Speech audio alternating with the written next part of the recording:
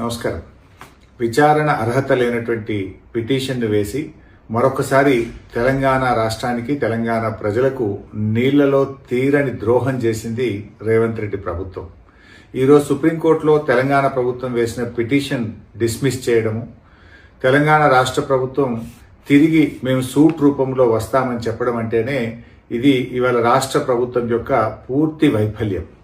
అదేవిధంగా గతంలో మీరు చూసినట్టయితే ఆంధ్రప్రదేశ్ ప్రభుత్వం పాలమూరు ఎత్తిపోతల పథకం మీద ఆంధ్రప్రదేశ్ రైతులతో కేసు వేయించి అందులో ఆంధ్రప్రదేశ్ ప్రభుత్వం ఇంప్లీడ్ అయి ఆనాడు మన పాలమూరు ఎత్తిపోతల పథకం మీద స్టే తెచ్చింది ఆంధ్రప్రదేశ్ ప్రభుత్వం.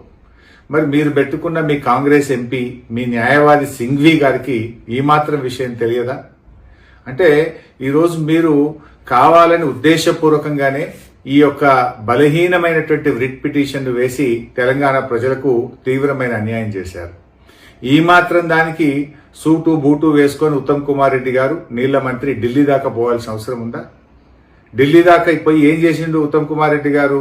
వేసిన రిట్ పిటిషన్ విత్డ్రా చేసుకున్నారు. విత్డ్రా చేసి సూటు వేస్తాము అన్నారు. సూట్ అంటే మనకు తెలియదా? ఆ సూటు కూడా ఆంధ్రప్రదేశ్, తెలంగాణ, మహారాష్ట్ర, కర్ణాటక 4 రాష్ట్రాల మధ్య మేము సూటు వేస్తాము అంటే అది ఇప్పట్లో అయ్యేది కాదు. ఇంకా అది సంవత్సరాల తరబడి, దశాబ్దాల తరబడి పెండింగ్ లో పడిపోతుంది. అంటే పరోక్షంగా గోదావరి నల్లమల్ల సాగర్ ప్రాజెక్టుకు మీరు సహకరిస్తా ఉన్నారు. పరోక్షంగా ఇంకా ప్రాజెక్టు మీరు పూర్తి చేసుకోండి అని చెప్పి తెలంగాణ ప్రభుత్వం ఈరోజు సహకరించినటువంటి విషయం చాలా స్పష్టంగా అర్థమవుతా ఉంది. ముఖ్యంగా మొదటి నుంచి కూడా అంటే మీరు రేవంత్ రెడ్డి వైఖరి చూస్తూ ఉంటే మొదటి నుంచి కూడా గోదావరి నల్లమల్ల సాగర్ విషయంలో ఈయన వైఖరి చాలా అనుమానాస్పదంగా ఉంది. అంటే ఈ సంక్రాంతి పండుగ సందర్భంగా రేవంత్ రెడ్డి గారు చంద్రబాబు నాయుడు గారికి ఇచ్చిన గిఫ్ట్, ఈ బలహీనమైనటువంటి వ్రిట్టు వేసి చంద్రబాబుకు గిఫ్ట్ ఇచ్చిండి ఎలా రేవంత్ రెడ్డి గారు, అంటే గురుదక్షిణ చెల్లించుకున్నాడు. అంటే మొదటి నుంచి కూడా మీరు ఒక్కసారి చూడండి. మొదటి నుంచి కూడా చూస్తే ఢిల్లీలో జరిగేటువంటి గోదావరి బనకచెర్ల మీటింగ్కు పోననుకుంటూనే మీటింగ్కు పోయిండు. ఎజెండాలో లేదంటూనే ఆ ఎజెండాలో బనకచెర్ల మీటింగ్తో ఉన్న ఎజెండాలో సంతకం కూడా పెట్టిండు. సంతకం పెట్టనే లేదు అని బుకాయించే ప్రయత్నం చేసిండు. అంతేకాకుండా నేను కమిటీ వెయ్యను అని చెప్పి కమిటీ కూడా వేసిండు. ఇలా సుప్రీంకోర్టుకు కూడా గోదావరి నల్లమల్ల సాగర్ టెండర్ పూర్తయ్యేదాకా, టెండర్ అవార్డు అయ్యేదాకా ఆలస్యం చేసి తర్వాత సుప్రీంకోర్టులో కేసు వేసిండు. ఇప్పుడేమైంది? ఆ వేసిన కేసు కూడా బలహీనమైనటువంటి రిట్ వేసి దాన్ని విత్డ్రా చేసుకొని అది సూట్ వేస్తాం, మళ్ళా అది కర్ణాటక మహారాష్ట్రం కూడా కలుపుతాము అంటే ఈ లోపు గోదావరి నల్లమల్ల సాగర్ ను పూర్తి చేసుకోండి అని పచ్చ జెండా ఊపడమే.